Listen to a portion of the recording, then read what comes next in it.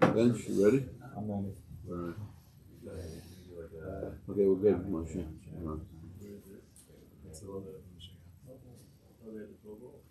I'm getting a lot of requests for like Shirim. We should probably. No, yeah, it's on YouTube. No, the guys in one are looking for. Hold on, let me just see if I wrote. I'll tell you in a second.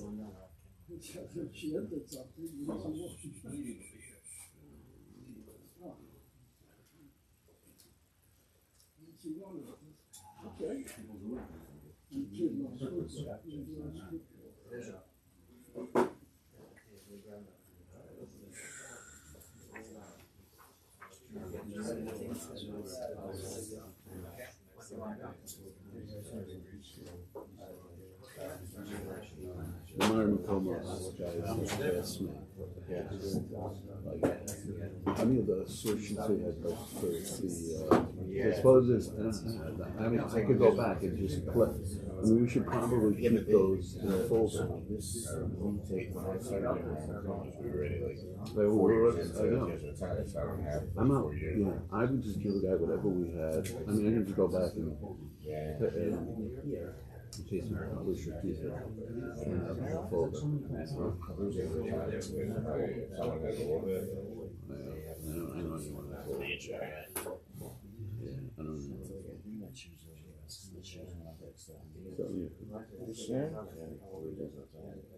Feels like it's 45 minutes.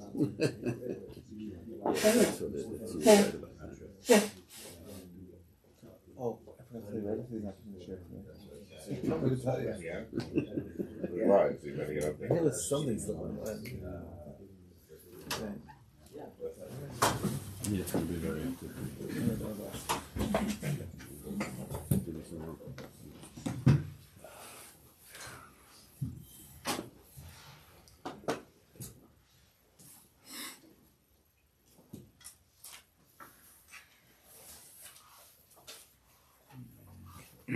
Oh, yeah, Rahmani. I didn't leave you the Rahmani. Okay. So first I want to thank, of course, the Rahmani family, Shirim Dach Havinom, Nishmas HaTzadik Simcha Nachas and Bracha, and also soon Rabbi Weinberg and Josh and Alyssa Weinberg, Leilui Nishmas, Naftali Ben Tzvi, and Shem Shem Lili, and all things from Simcha Nachas and Bracha. Amen. Okay, just want to finish this Maimer that we were learning from the Slonim Rebbe. This goes back already to Chanukah. Kisvu Lachem al Keren Hashor. So I hope you have it on page Ayin Aleph, where it says Nimtza on the right side. Nimtza keeping Zerosam Rishon Kisvu Lachem al Keren Hashor. Shelachem Chelik B'Lokei Yisrael. The Hamtza'ah, the strategy of the Yevanim, which is of course the representation of Western culture and civilization, to the idea of uprooting our connection to this Chelik B'Lokei Yisrael. Keren Hashor, we're talking a lot about it, it's being Yosef HaTzadik. So let's just finish. Nimtza can be Zerosam Rishon Kisvu Lechem al Keren Hashor Shenchem Chelik B'Lokei Yisrael Hamamru Yisrael Atem Rishoyim Lahamshech Lishmos Kol HaTorah V'Hamitzvos.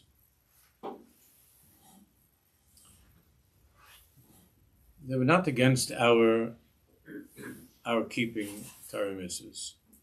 They wanted to create a new kind of a Jew, and they were pretty successful at it.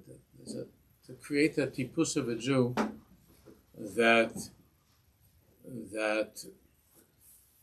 is officially registered in an Orthodox shul, sends his kids to yeshiva. What's missing from this person's life is the warmkeit, the warmth, the excitement over Yiddishkeit.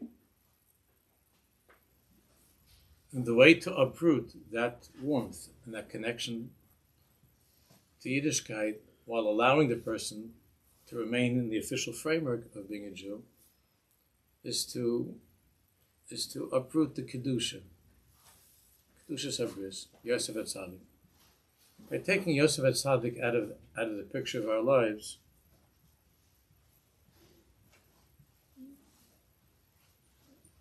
we're able to continue on observing mitzvahs, even learning Torah, and saying the words of davening, but the chelik, the Elokei Yisrael, that chelik, the Elokei Yisrael is missing. HaKadosh Baruch Hu yamshech liyos Elokeichem, Elokei Yisrael. In other words, they said, you can go on having this Elokei Yisrael, Rak tivatru al midas HaKedusha, a chelik Elokei Yisrael. Tivatru al midas HaKedusha, to give up this chelik Elokei Yisrael, the midah of Kedusha. V'az tuchlu lehanas mikol ha'olamas. And in that way, you'll be able to enjoy. You'll be able to enjoy everything in the world the same that non-Jews are enjoying, except it has to have a hechsher, and you can't go on Shabbos, but you'll be able to be very, very much a part of everything in the world and all the pleasures of this world. You'll be able to enjoy like anybody else. Te'enu me'olam hazeh im kol hano'isav. V'gam tekablu olam haba. And not only that, but since you are Orthodox, since you do keep Shabbos, you'll be able to have Olam Haba. So you'll have the best of both worlds. There's an expression like that. The best of both worlds. It's something that I used to hear a lot about that term when I was growing up. You have the best of both worlds. This way you'll be able to get Olam Haba because you keep mitzvahs, you keep Shabbos. You're Orthodox. That doesn't mean that you have to give up this world. You don't have to renounce this world, which is true. But that's not what the Yevanim were looking for. That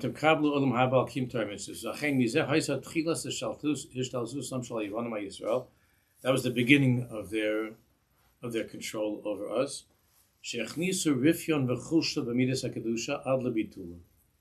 That they introduced a weakening when it comes to this midah of Kedusha.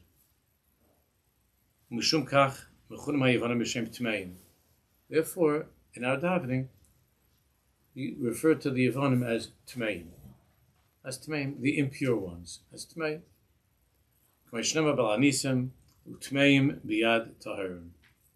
So the victory of Hanukkah was Tmeim, the Yevanim biyad Taharim. It was a war of Tumah versus Tahara. Not so much good versus evil. It was a war of Tahara against Tumah. Of course, they were Sani Yisrael, they hated us, and they were Rishayim. But the Ikka Inyan of the Yevanim, the Inyan is Tumah.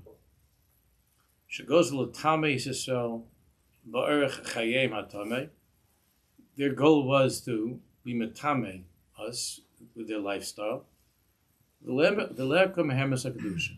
to take away, to uproot our connection to Kedusha. And in this way, the Yevanim were able to create a new type of a Jew. And this is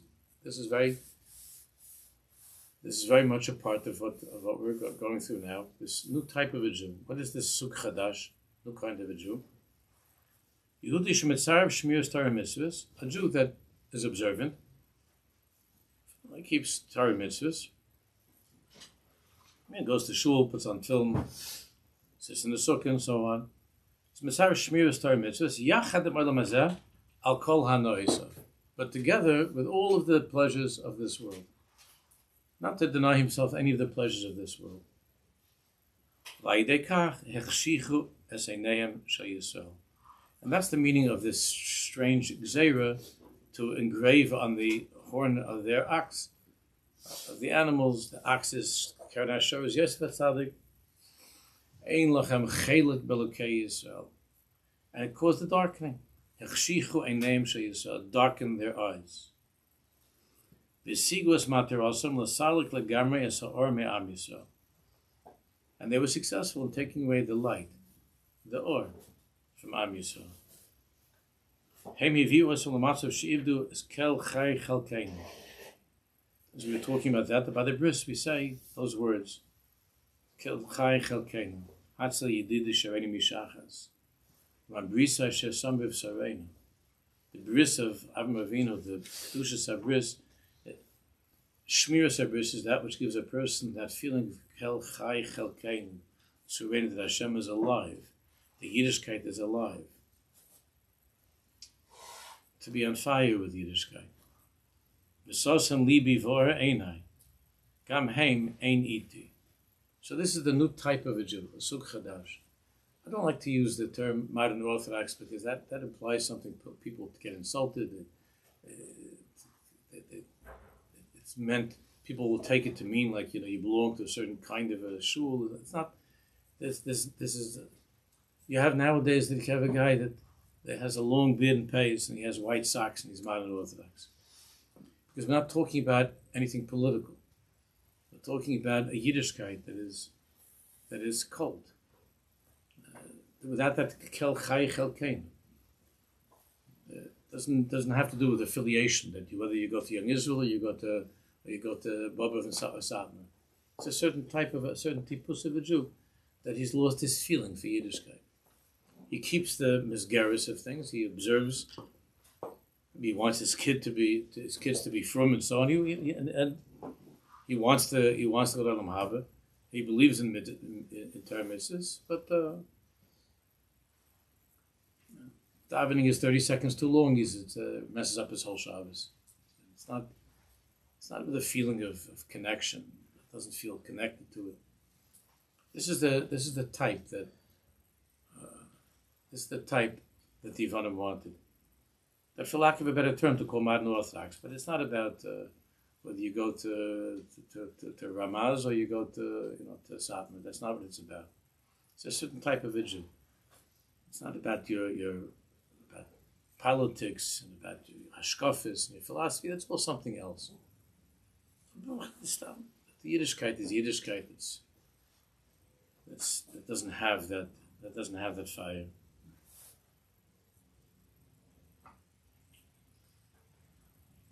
Vayomesh Chayshech. The darkness that we learned in yesterday's parsha. The darkness. Vayomesh Chayshech. There are different madregas of darkness. The mark of Chayshech. There are different madregas. There's a darkness where you just can't see, but if you put on a light, you could see. There's a darkness that was in Mitzrayim that we're able to feel. That it was something actually. There was a metzias of Chayshech, and then there was a darkness the last 3 days where they couldn't even move.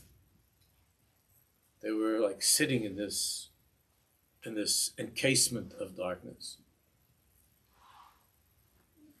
But the tzaddikim say that there's a darkness that's even worse than that. There's a darkness that's thicker than that. And how could there be such a thing? He says they weren't able to get up. They weren't able to move. That was the mark of Chayshech. The Jews had Or, and not only was it Or, but they were able to see, like Chazal say, Rashi says, they were able to look into they had like X-ray vision, like from Superman. They were able to look into boxes and to see what's inside. They were able to. It's a supernatural type of an Or. But the tzaddikim said that there's a Vayomesh Chayshech. There's a Chayshech that's thicker than the Chayshech in Mitzrayim. He said that's the darkness inside of a person's heart. That's when you're sitting there. You're sitting with your tefillin, looking at your phone. You have your tefillin on your head and you're checking your emails. That's darker than the Chayshech in Mitzrayim. The Chayshech inside of a person. How do you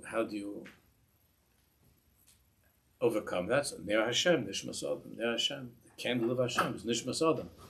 Nishmas Adam. It's that darkness that the Yevanim brought into our lives. And the shorish of that, it's the ikka darkness in a person's heart comes from Pagam HaBris. By the women, it's something else. But by men, by the boys, the ikka chayshech comes from this problem of Pagam HaBris.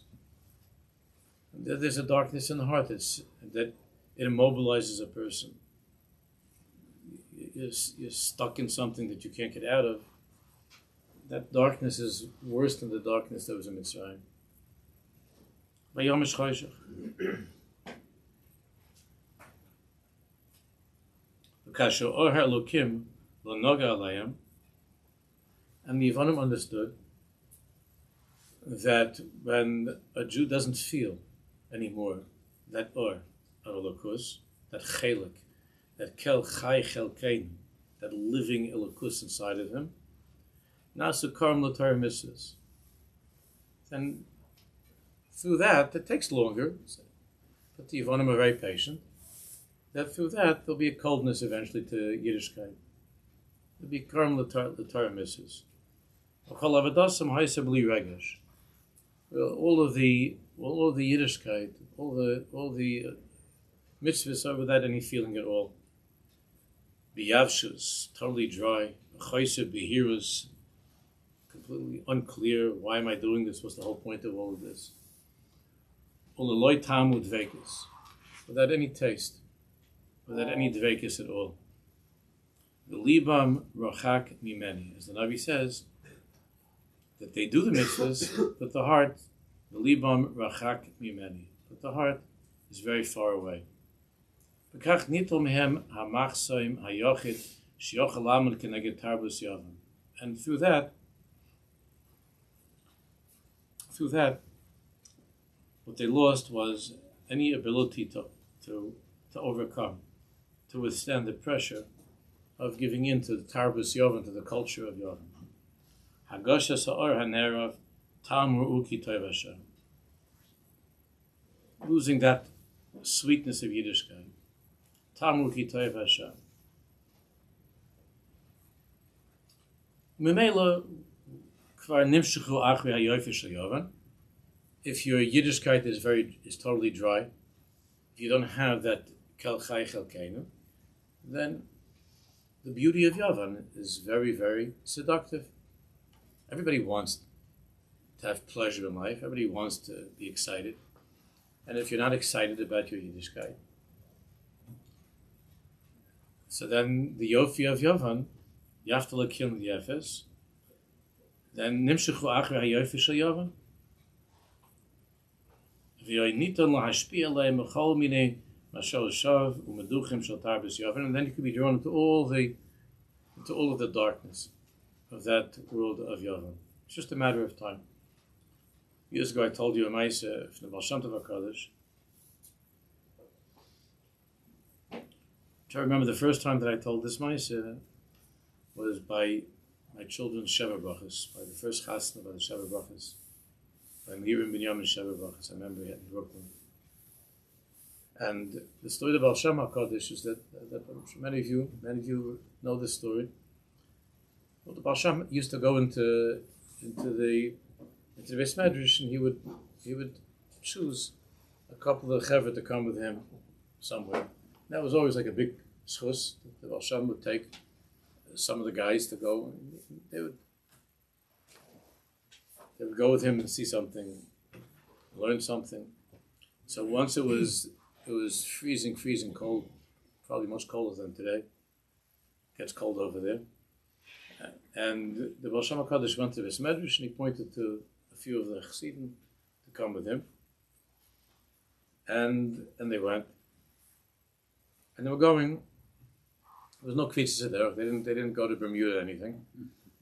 They were going out of Mezhbish, and they came to a big lake, and everything was frozen solid.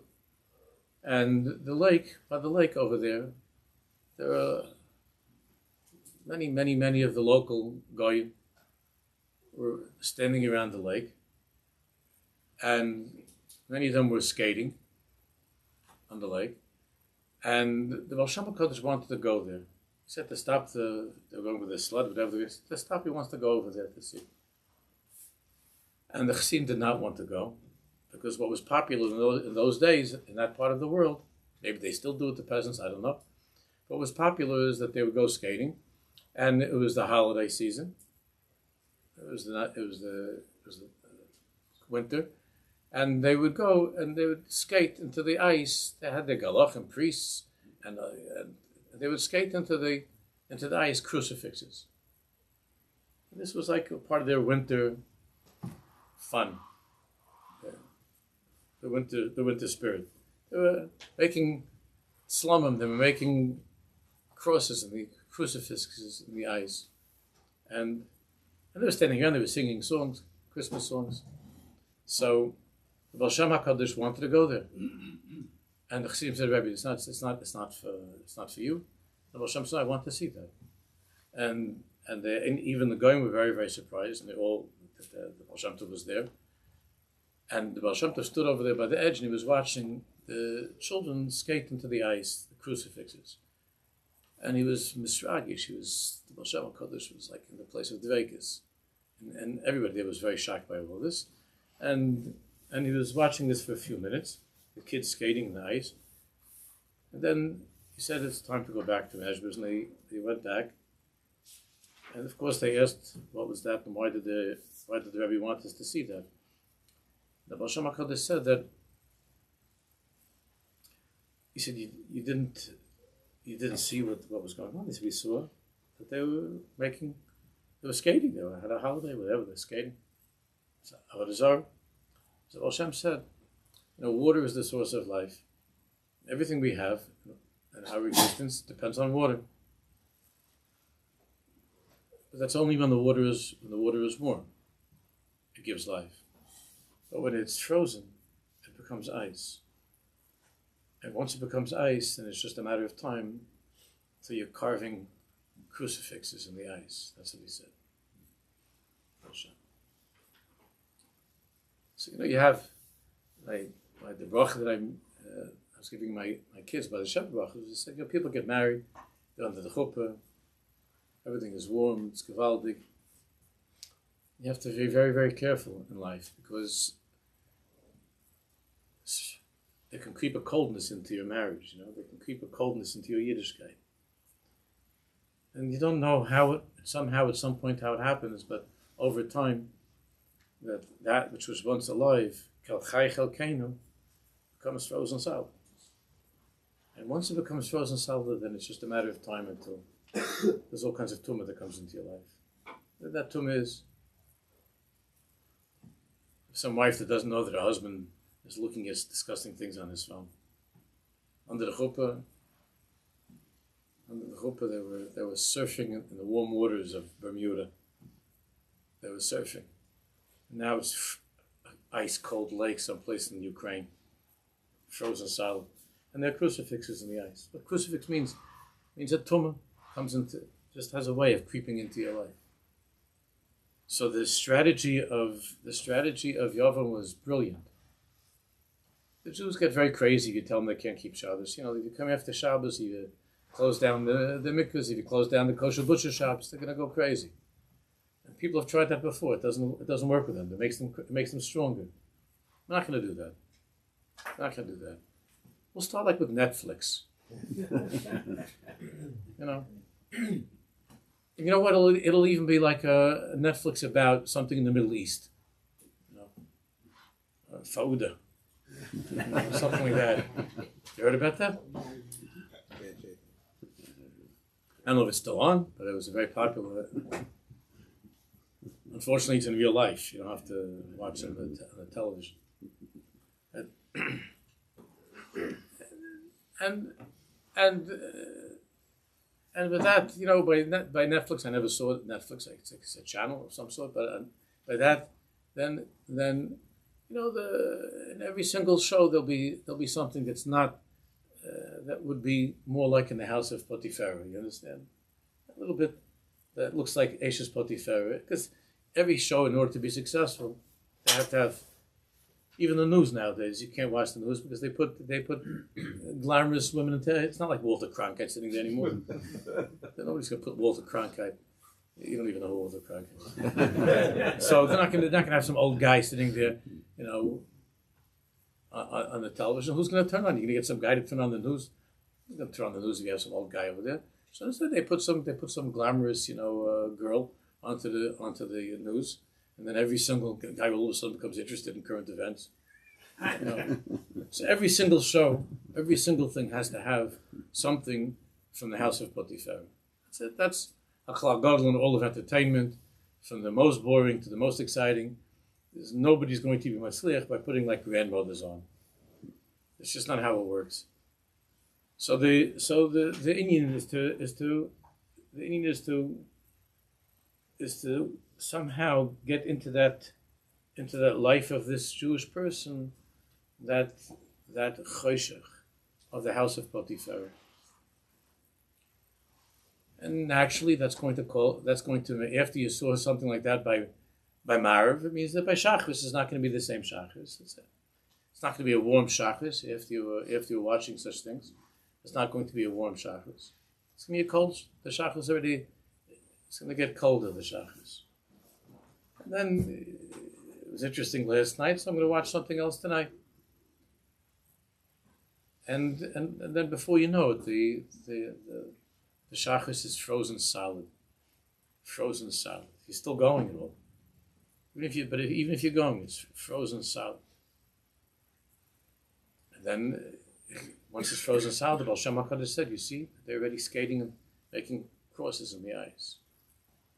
Then the marriage can go from being a war marriage to being a marriage that's filled with sin and with hatred and fighting. And much of this, there are many, many things that contribute to unhappiness, but what the tzaddik is explaining is that Kisvu Lechem Keren Hashar is that when it comes to a male, to trace it back to the Shirish, much of what's going on, this is so obvious now, it goes back to the Indian of Yosef HaTzadik, to Pagam HaBriz. Coldness when it comes to learning Torah. The Bacha doesn't want to go to learn, he doesn't go to yeshiva. It's not because he's suddenly having a problem with one of the 13 Ani Ma'amins. He feels about himself that he's lost any cheshek. There's no kel chai kel kain. It takes away the feeling of the bunch of being alive, of Yiddishkeit being alive.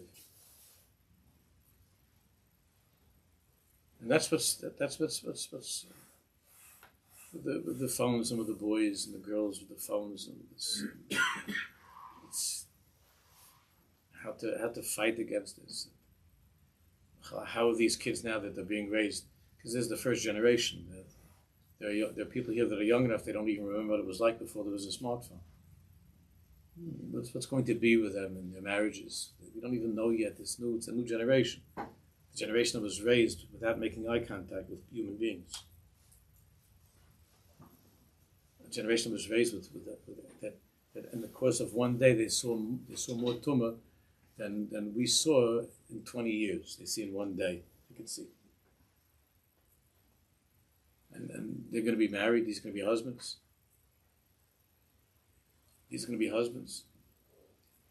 So we don't even know what's coming up. It's just like the Titanic, heading around. We don't even know what's coming up.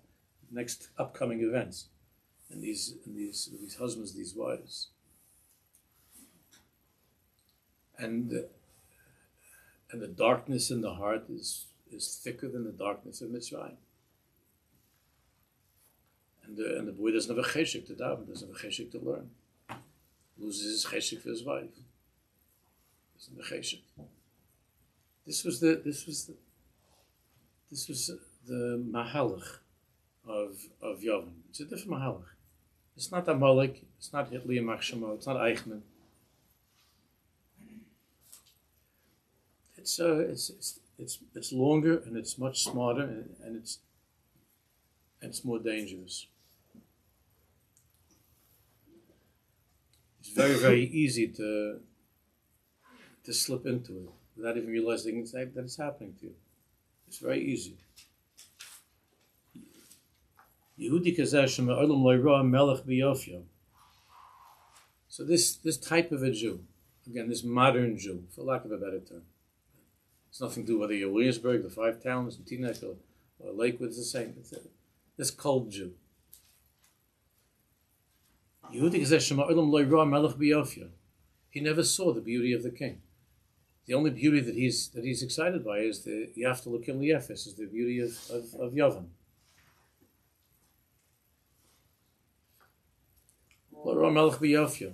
He doesn't see the beauty of the king. He's ice. Everything, every Davish of Gedusha, ice. Yehudi lo Mesiris Nefesh.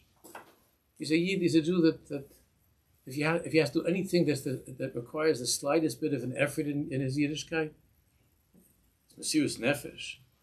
To get up early, to get up a few minutes early, to give up a little bit of his sleep, to give up a little bit of his physical pleasures. Any mention of Mesiris Nefesh is painful. To be Moise Nefesh. This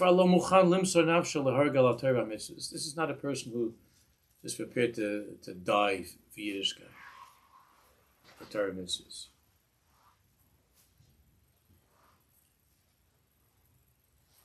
The thought of someone was telling me about the vacation.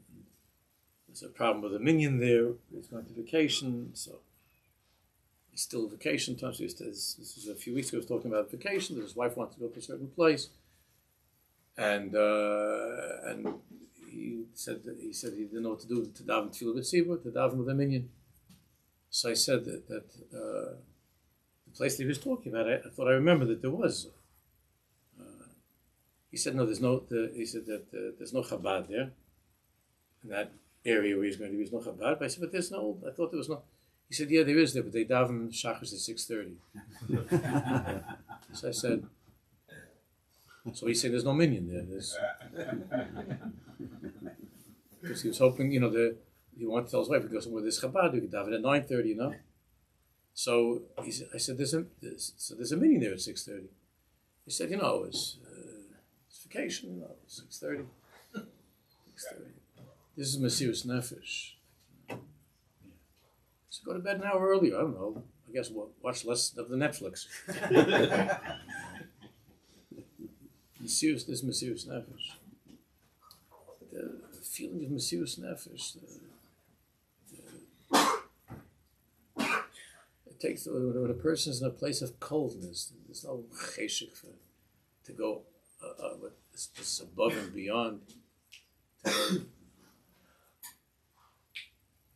He's fighting with his wife. It's not somebody from here, so don't start thinking about it. He's fighting with his wife because why does my wife Dafka want to go to this place? Why can't we go to the other place? In other places you can daven at 8 o'clock or 8:30. You have to go to this place. There's no minyan. There is a minyan. It says 6:30. No, but that's not. It takes away the whole geschmack of the vacation. The whole Mesiris Nefesh. This part of vacation is after Shachris when everyone's still sleeping. Did after what? After Shachris when everyone's still sleeping. That's the best part. That's the best part of the vacation. Yeah. Just in general, the whole, the musogim of Mesiris Nefesh. But it changes, with the generations. Just to think that I remember thinking something when I was younger. It was Mesiris Nefesh, and my father looked at me like, this is Mesiris Nefesh. This is like giving up. This is called Mesiris Nefesh. Which for the idea that I told him at the end of my father's life that it took him 45 minutes to walk to shul, and it was just around the corner in fact with Rabbi Katz. It took him 45 minutes to get there from Reed's Lane from my sister, because he walked like this, he walked so every inch. And when I remember he comes to shul, so the young people they would come out. They made a whole big deal of my father, his Mesiris Nefesh. They wanted to take turns walking my father. This whole thing, and all the boys from yeshiva there. My father became like a celebrity there, and remember, Rabbi Bender davens there also a lot of times, and he was very kind to my father. He loved my father, and the grandchildren there in yeshiva. So Rabbi Bender would say to the boys, "See, Mr. Weinberger, look how he comes to shul. He walks." And my father looking like this. He's going, he doesn't understand. What am I supposed to? I'm not supposed to go to shul. He doesn't understand, like, how Rabbi Bender wanted to make a point to the boys, like, Mesiras Nefesh. My father is so foreign to my father. It's called this Mesiras Nefesh. This is what they call Mesiras Nefesh here. To go to shul. My father was it was the biggest pleasure. I told you that there was because he has in the apartment where my sister they had in my parents' house. So there was a thermometer, and the doctor made a rule. It was very strong to my father that if it's 32 degrees or less, you can't go to shul. If it's less than 32, you can't go to shul. So my father, my grandchildren, my father would be standing there like a half hour before, with his hat on and his gloves and his scarf, watching the thermometer.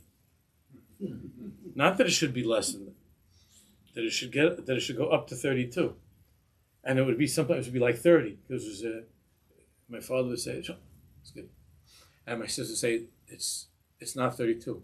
My father said, "If it's already 30, it's 30. It's already 30. It's okay. By 30, it's already okay." And having these arguments of how to get to shul. 95 years old, and whatever his matzah that he was in, to get to shul. It's a different musig. And that's without ever once going to a kumsitz in his life. My father never went to a kumsitz in his life. He never heard a niggin from Cardona. No special. He never went to any special programs. No incentives. The incentive is that you're alive. That was the incentive for today. We're not killing you. That was the incentive. And the whole musag of Mesiras Nefesh, what it means to have a Jewish heart that's warm, a warm Jewish heart. It's very, very hard. We're trying to produce Jews, children, Bali Mesiras Nefesh. And the choshech of Yavin is very, very strong. It's very yomish choshech. Yehudi is because the Shemar lo yirah melech v'yafi hukar. The kol of shkusha Yehudi lo Mesiras Nefesh. Ukvar lo muchalim zanav shel hargal ter mitzvahs v'as kvar yochel yivonim lasses b'yudum k'toy b'neim. Once you get a Jew that's cold, and his feelings towards Yiddishkeit is cold, then you could play around with him. Then you can manipulate him. But when you have a Jew that's warm, so then they don't budge. Those are Jews, akshanim. They don't budge. You can't change them. When you get a guy that's Yiddishkeit that's cold, it's very easy to change. Ligzal Shabbos Chodesh Umil. Then you can really start with the Gzeiros. So then the Yivanim. Now phase 2. First is getting into Netflix and Broadway, whatever. It means the union of Kedusha. First is the girl on the news. I hate to talk in such a pressed way, but that's the first step. Is a coldness that begins to creep in. It comes as a result of Yosef HaTzadik, of that Yosef HaTzadik being broken. And over time, eventually you can get to Shabbos and Chodesh and Milah, and eventually you can bring to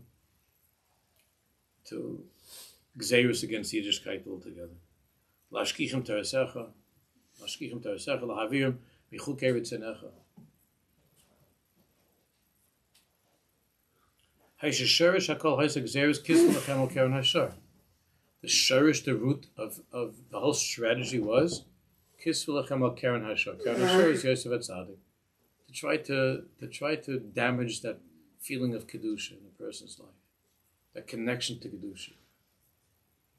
Damage that. Once that's damaged, once that's already been attacked, so then you've already brought that darkness into the person. And then the other things, the other lights start to go out. It's not. Is it against? Did they want us to convert by writing some silly message on the Karen Hashar? There's nothing against. There's no gzeir against Yiddishkeit. Someone will tell you you're not allowed to watch the news. You're not allowed to do this. You can't do that. There's always these little shyness. This is the biggest of ever. But that's how it works. It's always worked that way. Therefore, we don't see in the Gemara, we don't see that one of the gzeres against Yiddishkeit was Kisel Lechem Al Kevin Hashar. It's mentioned in the Medrash that they made such a strange thing. Kisel Lechem Al Kevin Hashar. But it's not one of the gzeres of Yava. It was the strategy behind the gzeres of Yava.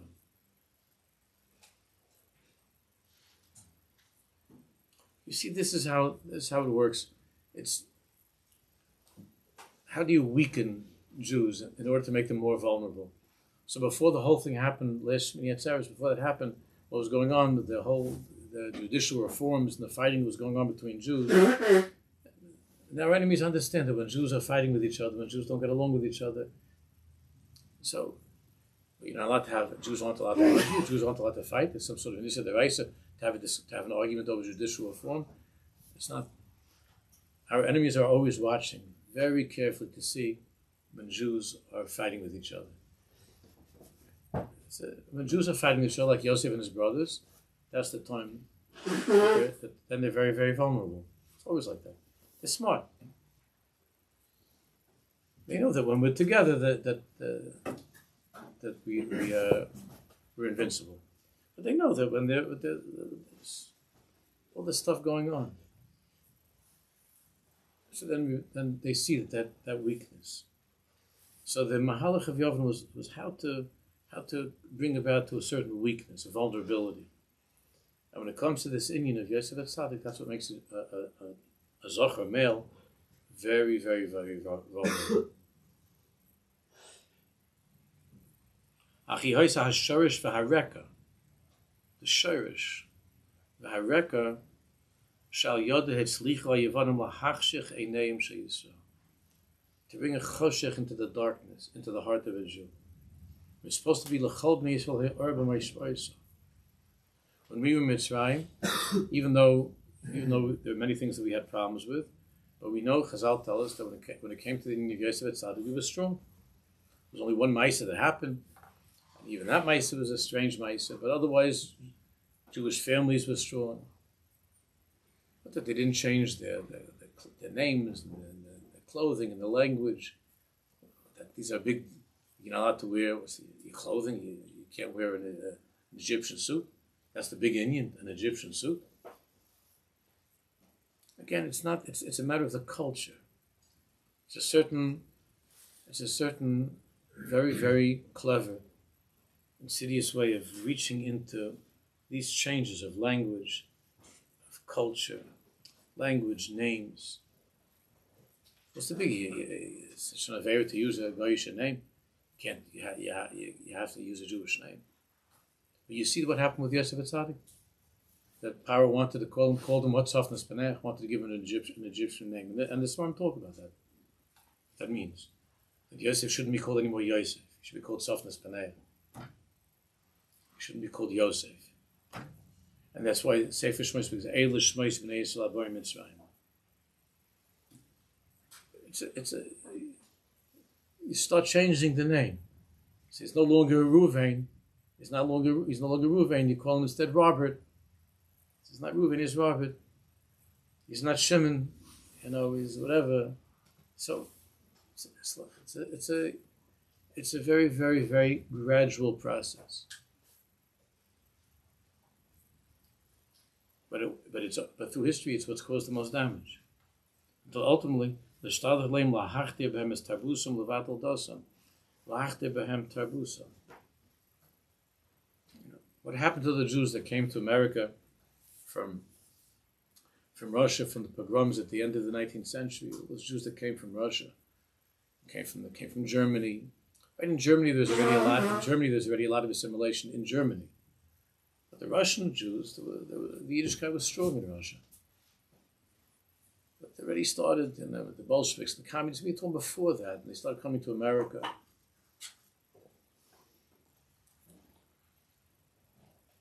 And they were suddenly exposed to the Yofi of Yefes. It wasn't. They got away from the Gzeiros. The Russians, the Tsars, they made Gzeiros against Yiddishkeit. But the Jews were still holding on when they were in Russia. But then when they came to America, there were no Gzeiros in America. In America, you can keep Shabbos. You had some Mesius Nefesh. You had to figure a job where you could keep Shabbos. But they couldn't. They were able to stay Jews with the Gzeiros of the Tsar, but then they couldn't stay Jews with the Gzeiros of Midtown Manhattan. There was no Gzeiros. It was just Adrab, you were free. In America, you were free. In Russia, they weren't free. In America, they were free. It was the freedom of America that they lost their Yiddishkeit. Not by the Tsar. By the Tsar, they were, but in America. They got off the boat and they were really shaving their beards and finishing again in the Shabbos. But they were in America. They were free to keep mitzvahs. These are Jews who were living for generations and generations who received nefesh, Yiddishkeit.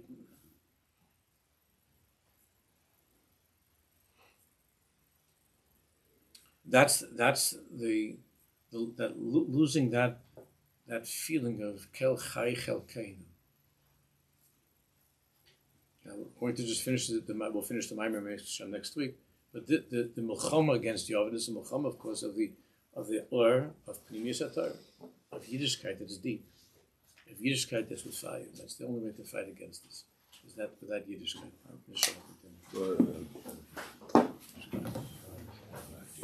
Yeah, Rich.